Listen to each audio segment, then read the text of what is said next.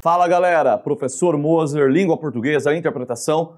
Agora continuidade aqui às nossas aulas de leitura, compreensão e interpretação textual e vamos neste momento falar de um assunto extremamente importante, um assunto bastante técnico, teórico inclusive, né? Mas que ajuda muito para você compreender o texto que aparecer lá na sua prova, né? No seu concurso militar. Gente, conforme aparece na tela agora para vocês, dê uma olhadinha. O que eu tenho de conteúdo para essa aula são, literalmente, deixa eu pegar aqui o meu marcador de texto, olha aí, os elementos da comunicação, olha que beleza, e depois o que leva mais tempo, que são as funções da linguagem. Você pensa, então tá, isso tudo envolve a teoria da comunicação, que é o título da nossa aula. Então quando eu penso em teoria da comunicação, naquele título ali, é bem importante considerar que todo ato de comunicação passa por elementos que estruturam essa comunicação e depois os textos produzidos nesses atos de comunicação, eles também têm uma função. A linguagem vai ter uma função nesses textos. Vamos também dar uma olhadinha em como é que eu classifico cada um desses componentes aí, beleza? Sem mais demora, vou aqui para o quadro, vamos trabalhar com os elementos da comunicação. E essa teoria que eu estou passando para vocês, na verdade, ela foi desenvolvida por um cara chamado Roman Jakobson, um russo, né? E ele percebeu que todo ato comunicacional é alicerçado pelos 6 elementos. E, inclusive, esses 6 elementos precisam simultaneamente ocorrer no ato de comunicação, porque se um deixar de existir, gente, game over. Acabou a comunicação imediatamente. Pensou, opa, então é importante saber quais são. Sim. Os 3 primeiros, vou colocar aqui para vocês, são bastante interessantes porque são de fácil assimilação. Então você tem o emissor, você tem o receptor e você tem a mensagem. Opa, emissor, receptor e mensagem, tá? Esses são os termos técnicos que a gente usa pensando em teoria da comunicação para as 3 pessoas, né? Os 3 elementos básicos na comunicação. Você pensa, beleza, mas como é que eu defino cada um no ato de comunicação? Não é muito complicado não, quer ver? Deixa eu colocar uma seta aqui para a gente poder definir. E o emissor tem a ver com aquele verbo emitir, que daí é enviar alguma coisa, é exatamente isso. Dentro de um ato de comunicação, o emissor é quem informa, ok? Quem informa. Ou seja, quem passa a informação para alguém. Esse é o emissor. Por exemplo, eu agora estou passando informação para vocês. Eu sou o emissor dessa nossa aula, que é um ato de comunicação. O receptor tem a ver com aquela ideia de receber, né? Então, obrigatoriamente, o receptor acaba sendo quem é informado. Então, se o emissor é quem envia a informação, o receptor com certeza é quem é informado. Ponto. Quem recebe aquela informação. E a mensagem é a própria informação. Por exemplo, você consegue pensar num ato de comunicação sem informação? É impossível, né? Não tem como. Então, o que significa isso? A mensagem é super importante, mas também não tem como um ato de comunicação ocorrer sem alguém enviando e alguém recebendo a informação. Ah, é verdade. Então, esses são os 3 primeiros elementos da comunicação que foram teorizados, né? E foram ali formulados por aquele teórico, aquele estudioso russo que eu mencionei.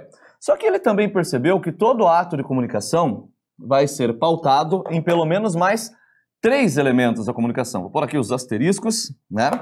E esses outros elementos seriam o canal, deixa eu só melhorar essa letra aqui que foi estranha, olha lá. O canal, depois você vai ter a linguagem, que já foi assunto de aula, né? E você vai ter o contexto, que também já foi assunto de aula, né? Portanto, o que vai acontecer? Esses outros são os 3 que fecham os 6 elementos da comunicação, os 6 itens indispensáveis para uma comunicação acontecer. Agora você pensa, tá, o que vem a ser o canal? O canal é o meio no qual a informação vai se desenvolver, vai se desenrolar. O meio. E, principalmente, na nossa comunicação do dia a dia, o canal é a fala ou a escrita, concordam? Então, principalmente, a gente tem como canal a fala e a escrita. Esses são os canais principais, não os únicos. O corpo pode ser um canal, de repente, né, antigamente, quando existia o CD, lá o CD podia ser um canal, né? Então, a gente tem, enfim, diversos canais, mas a fala e a escrita são os principais. Depois, a linguagem, que são os códigos, lembram? Que a gente usa para registrar a mensagem. Né? Daí você pensa assim, tá, o principal código que a gente usa é o código verbal, a linguagem verbal, a língua portuguesa, que no Brasil é a principal linguagem que a gente utiliza. Mas lembram, nem todo código é verbal. Às vezes pode ser não verbal, pode ser um desenho, um símbolo, né? Pode ser uma nota musical. Tudo isso transmite, né, o código que a gente usa para registrar uma informação. Então a linguagem, os códigos que a gente usa para registrar a informação, para poder passar para alguém aquilo que está no nosso pensamento. E o contexto, lembram, é a situação que envolve uma comunicação. É a situação que envolve um ato de comunicação. Né? O momento, o lugar, né? Se a gente pensar o conjunto de informações que estão por trás daquele ato de comunicação que validam o que a gente está produzindo ali. Por exemplo, imagine você no dia da sua prova. Abriu lá o caderno de questões e viu a proposta de redação. Em relação à redação que você vai escrever lá para poder ser aprovado, você é o emissor. A redação é um ato de comunicação. Você é o emissor. E o corretor é o receptor. Quem vai ler é o receptor. A mensagem depende do assunto que foi proposto. Então, em cima do tema que foi proposto, a mensagem é o conjunto de informações que você vai passar. A sua opinião, o seu posicionamento, né? Os seus argumentos. Ah, legal. O canal é a escrita na redação. Não vai falar a redação, vai escrever. A linguagem que você vai utilizar, língua portuguesa, portanto, linguagem verbal, língua portuguesa formal ainda, né? Não vai usar a linguagem lá da conversa de bar com os amigos. E o contexto é aquela situação. Você não vai escrever a dissertação lá numa farmácia comprando remédio. Por quê? Porque o contexto é outro. Então, o próprio exame de seleção que você está prestando é o contexto daquilo ali. Portanto, o ato comunicacional precisa desses 6 elementos que eu mostrei para vocês. Se um desses 6 elementos aqui falhar, o ato de comunicação falha imediatamente. Daí você pensa, pô, beleza. Mas o mesmo estudioso, o mesmo Russo, o mesmo Roman Jakobson, percebeu que quando a gente produz um texto, além desses elementos, os textos passam a ter funções. Eles passam a ter intenções. E essas intenções, em um texto, pode haver uma intenção apenas, ou de repente naquele texto você pode ter 2, 3, mas, assim, ele percebeu que em todo o texto, 1 ou 2 intenções se sobressaem. Eles pensam, nossa, mas deve haver milhares de intenções. Pelo contrário, são apenas 6. E ele teoriza também agora o que a gente chama não mais de elementos da comunicação. Ele vai teorizar uma coisa que a gente chama agora de funções da linguagem. Cara, fique muito esperto, porque funções da linguagem é um assunto que tem crescido muito em provas, mesmo em provas militares, né?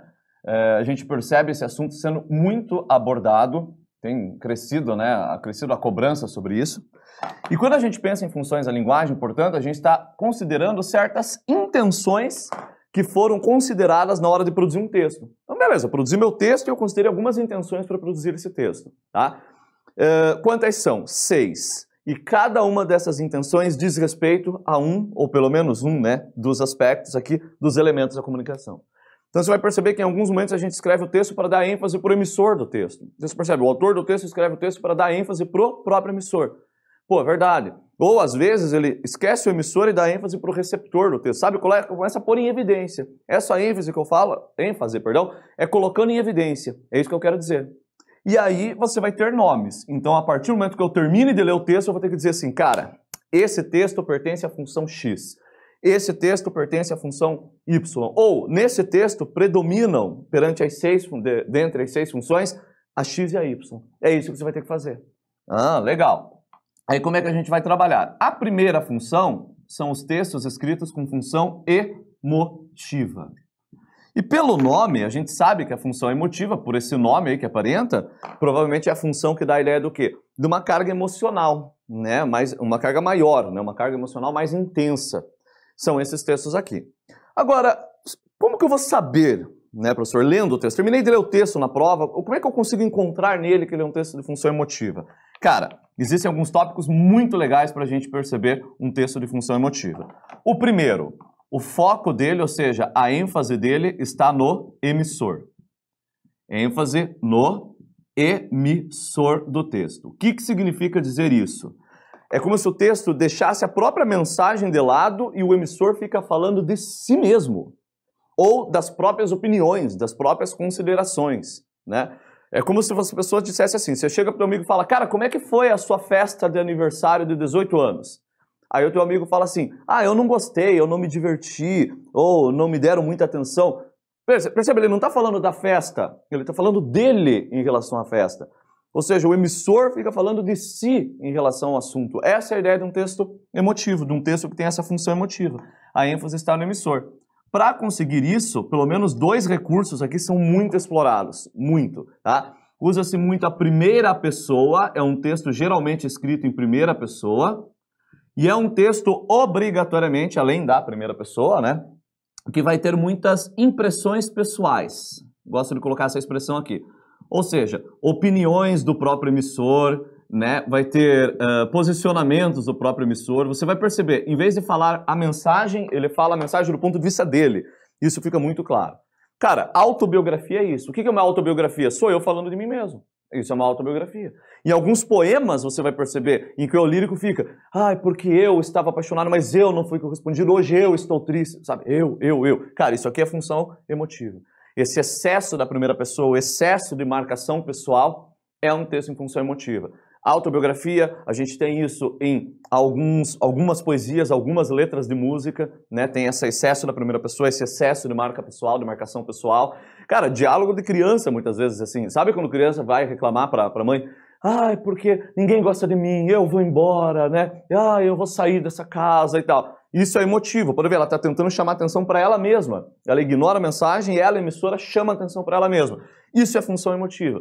Bateu um olho num texto que tem essas características, está aqui a alternativa que responde à questão.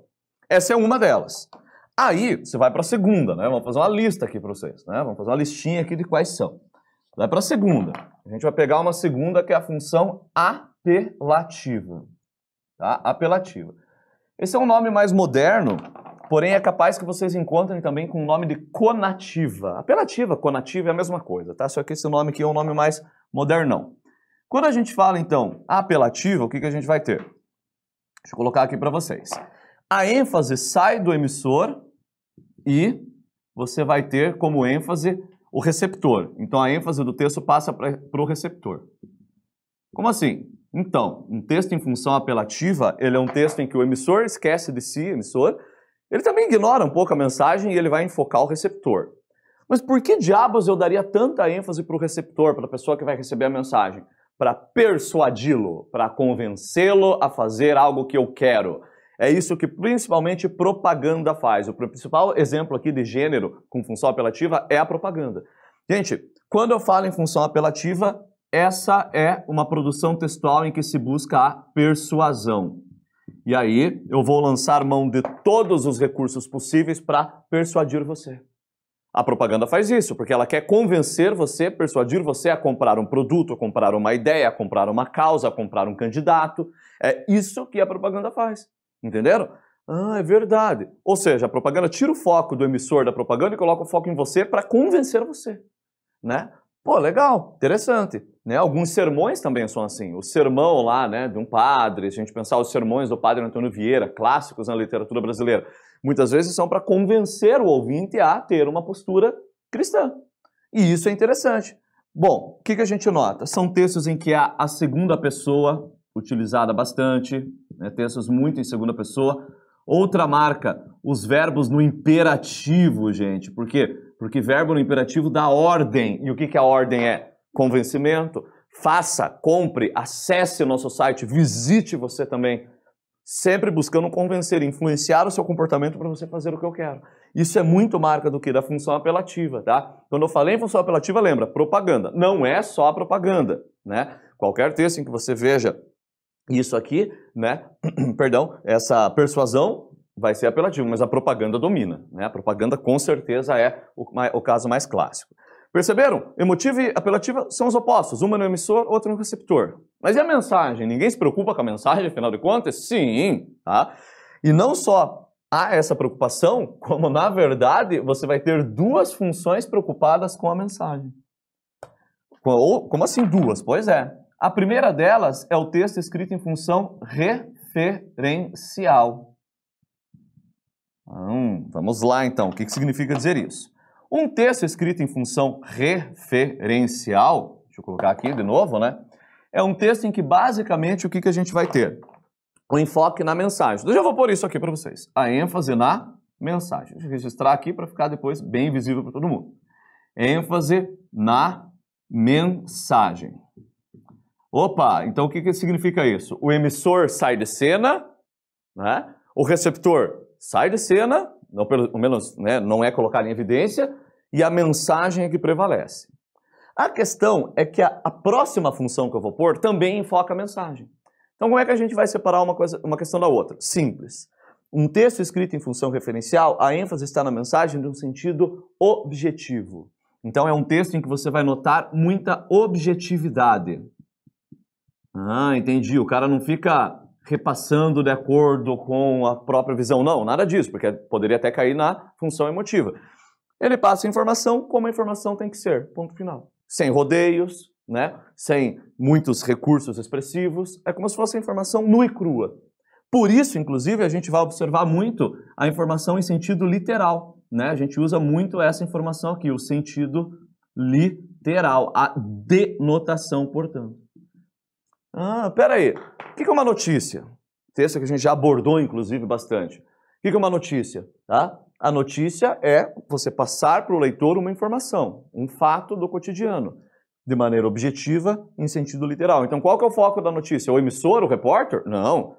É convencer o leitor a fazer alguma coisa? Também não. É a própria informação. Esse é o enfoque, né? Essa é a ênfase da notícia. E a notícia é escrita de maneira objetiva, de maneira literal. Ah, é verdade. Ou seja, a notícia, a reportagem, o material didático são exemplos de textos que têm a função referencial. E vocês vão perceber o seguinte, várias vezes aparece assim, a função referencial, inclusive, em alguns momentos sai da mensagem e aborda o próprio contexto. Certo?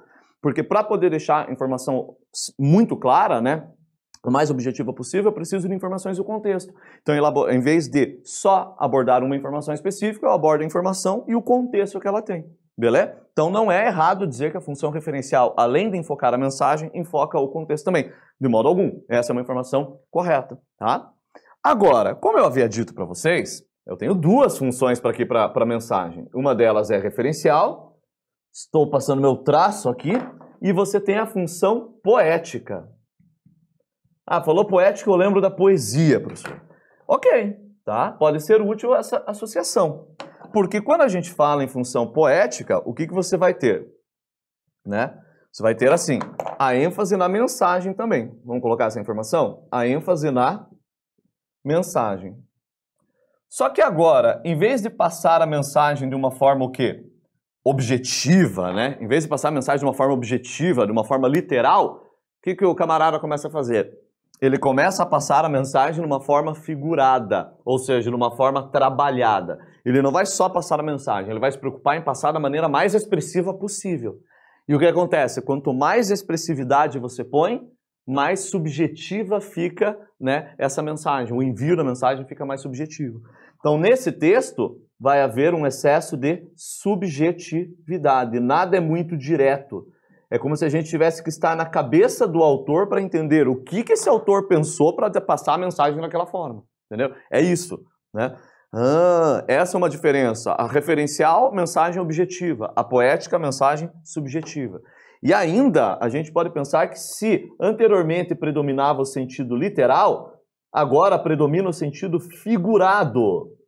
Olha aí, sentido figurado. Você vai ver muitas expressões que eu não posso interpretar ao pé da letra, senão deu ruim. Cara, a maioria dos poemas são compostos assim, letras de música são compostas assim. Mas se a gente perceber, eu consigo ilustrar para vocês com uma frase clássica da literatura brasileira, que eu acho que todo mundo conhece e vai, enfim, entender. Quer ver? Primeiramente, se eu falo assim, ó, aquela moça tem olhos verdes, aquela moça tem olhos verdes. Você vai pensar, cara, o emissor não está falando de si mesmo, não é emotivo. Não está tentando me convencer a fazer algo, então não é apelativo. Ah, ele está falando, está me passando uma informação mesmo, está me passando uma mensagem, então é referencial ou poética. Mas quando eu falo, aquela moça tem olhos verdes, vocês perceberam que eu te passei uma informação de maneira objetiva e literal? Ou seja, a moça é moça, os olhos são olhos e a cor verde é a cor verde. Ponto. Eu acabei de te passar uma informação da maneira mais neutra possível, mais direta. Função referencial. Agora imagine o Machado de Assis quando escreveu sobre a Capitu. Olhos de cigana, oblíqua e dissimulada. Ele acabou de te passar uma informação sobre o comportamento da Capitu.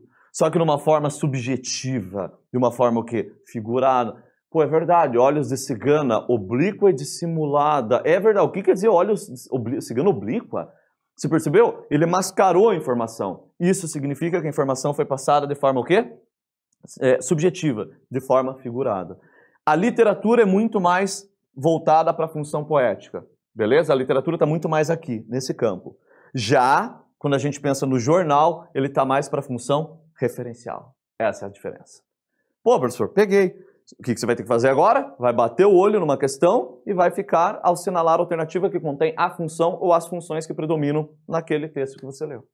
Mas não acabou ainda. Temos duas. Vamos fechar essa parte teórica para partir, por exemplo, do exercício. Tá? E tem duas ainda para trabalhar com vocês. Aqui, ó, vamos aproveitar esse espaço aqui mesmo, né? Que daí a gente já continua, inclusive, no título ali adequado. A próxima eu considero uma muito fácil, galera. A próxima que eu vou pôr, sério, é uma função muito, mas muito tranquila. Aí a última, ela dá um pouco mais de trabalho. Mas a próxima é a função fática. Vou colocar aqui, ó. Fática. Você pensa, opa, por que você disse que ela é fácil, professor? Porque, na real, a função fática, ela não chega a ter necessariamente uma troca de informação. Como assim? Então tá. A função fática, a gente coloca a ênfase no canal. Já vão entender melhor. O que significa a ênfase no canal? Ela vai testar o canal da comunicação. Isso significa que ela vai testar o meio em que a informação se propaga.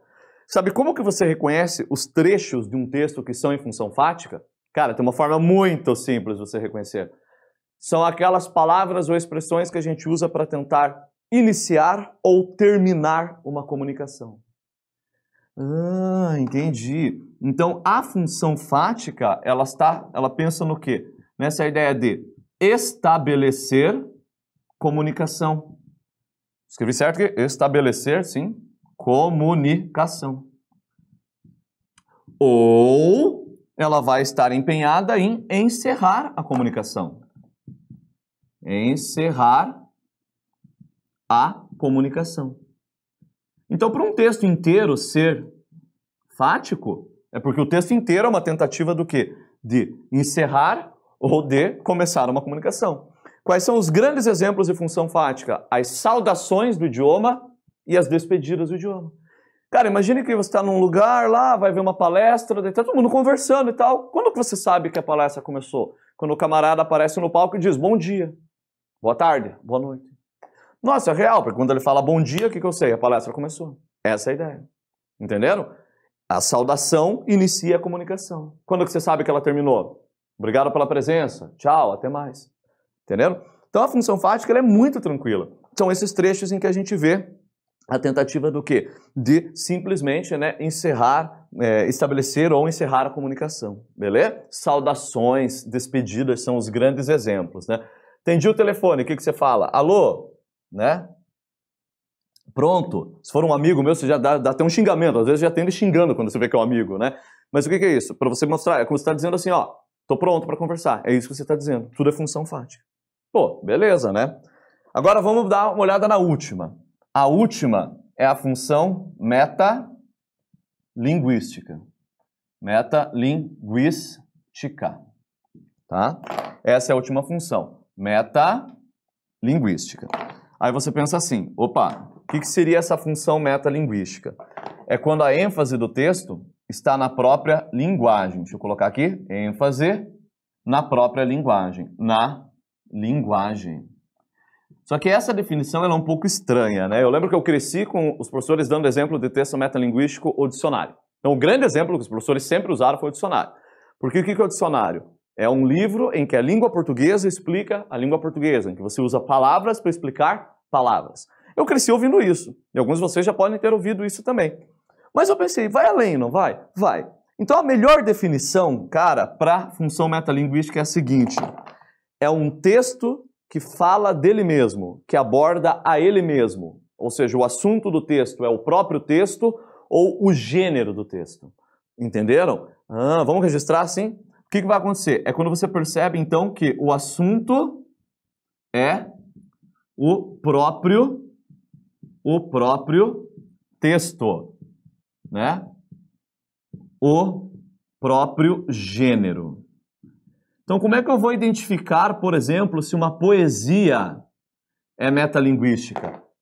Cara, se uma poesia for metalinguística, significa que o assunto dela é ela mesma, ou seja, a poesia que fala sobre ela mesma, ou que fala sobre os poemas em geral, sobre o trabalho da literatura, sobre o fazer poético. O que é um filme metalinguístico? Cara, um exemplo que eu adoro, assim, para quem curte filmes, principalmente de quadrinhos, Deadpool. Em vários momentos, o que o Deadpool faz? Ele para de atuar, vira para a câmera e conversa com o leitor, não, conversa com o espectador, né? sobre o próprio filme. Isso é metalinguagem. Por quê? É um trecho do filme que fala sobre o próprio filme. Aí você lê uma peça de teatro e nessa peça de teatro há uma encenação de teatro também. Então dentro do teatro, um teatro, metalinguagem. É aquele cara que vai no espelho e tira uma selfie. Quando você tira uma selfie no espelho, o que acontece? É uma foto da foto, porque não sai só você, mas sai você fotografando. Isso é metalinguagem. Nossa, então a gente usa isso direto no dia a dia. Cara, tem muito momento no dia a dia em que isso aí acontece. Muito momento, né? E na literatura, no jornal, nas artes em geral, isso vai acontecer bastante. Beleza? Portanto, o que é a ideia da metalinguagem? É quando um texto tem como assunto o próprio texto, o próprio gênero. E com ela a gente fecha as 6 funções da linguagem. Olha que coisa louca. 6 elementos da comunicação, 6 funções da linguagem. Tá? Perguntas tradicionais, dou um texto para você, você tem que me dizer quais são as 2 funções que prevalecem ou qual é a função que prevalece naquele texto. Tal qual nós vamos fazer agora no nosso exemplo. Quer ver? Vou jogar um exemplo para vocês aqui agora. Dá uma olhadinha no trecho dessa música do Vinícius de Moraes, do Baden Powell, que se chama Samba de Bênção. Eu acho uma música muito bonita. Preste atenção no nome da música, Samba de Bênção. Mas para fazer um samba com beleza é preciso um bocado de tristeza, senão não se faz um samba não. Fazer samba não é contar piada e quem faz samba assim não é de nada. O bom samba é uma forma de oração. Porque o samba é a tristeza que balança e a tristeza tem sempre uma esperança, de um dia não ser mais triste, não. Samba de Bênção é o nome da música. Cara, vamos direto ao ponto aqui. Vamos parar de enrolar, né? Procedimentos, né? Dá uma olhada, por exemplo, nesse trecho aqui, ó, que eu vou destacar agora para vocês. Mas para fazer um samba, senão não se faz um samba não. Fazer samba... Quem faz samba assim, o bom samba. Cara, você tem uma música, que é um samba, que se chama Samba de Bênção, e grande parte desse samba é como se fosse uma receita de como fazer um samba. Gente, é uma música, um samba que aborda a própria música, o próprio samba. Isso é metalinguístico. Então eu poderia dizer que nesse trechinho aqui, há uma, pegar minha caneta, metalinguagem. Ah, legal, metalinguagem. Mas precisa haver só um, professor? Não, pode haver só uma? Não, pode haver mais uma função. Dá uma olhada nessa última estrofe aqui. Porque o samba é a tristeza que balança e a tristeza tem sempre uma esperança de um dia não ser mais triste, não. Você percebe que além de falar do próprio samba, cara, parece que ele está te passando uma informação sobre, cara, não seja triste. A própria tristeza não quer ser triste, a própria tristeza quer ser alegre. Só que ele não te passa essa informação de maneira direta, ele te passa essa informação de maneira figurada, perceberam? De uma maneira, né, subjetiva. O que significa? Que aqui, quando eu passo uma informação de maneira subjetiva, eu tenho um pouco de função poética também. Então, pelo menos, quantas funções diferentes eu tenho aqui? 2. Pelo menos, sim, 2 prevalecem. A função metalinguística, porque é um samba que fala sobre o samba, e a função poética, porque passa uma informação para você de que é melhor ser alegre, né, de que nem a própria tristeza quer continuar a ser triste, só que de uma maneira extremamente figurada, expressiva, subjetiva. Você parece que tem que entrar na cabeça do Vinícius do Baden Powell para quê? Para entender o que eles quiseram dizer. Isso é a função poética, tá? Pô, legal esse exemplo, professor, deixa bem claro pra gente. Assim como você vai ter um exercício para fazer isso, né? A gente tem um exercício para fazer isso. Daí você pensa, olha só, nos versos, mas, favela, tchau, que esse nosso papo está ficando tão desagradável. Vês que perdi o tom e a empáfia do começo? Versos do Carlos Drummond de Andrade. E a pergunta é, nesses versos verifica-se a presença das funções da linguagem quais? O ponto é que ele traz 2 em cada opção.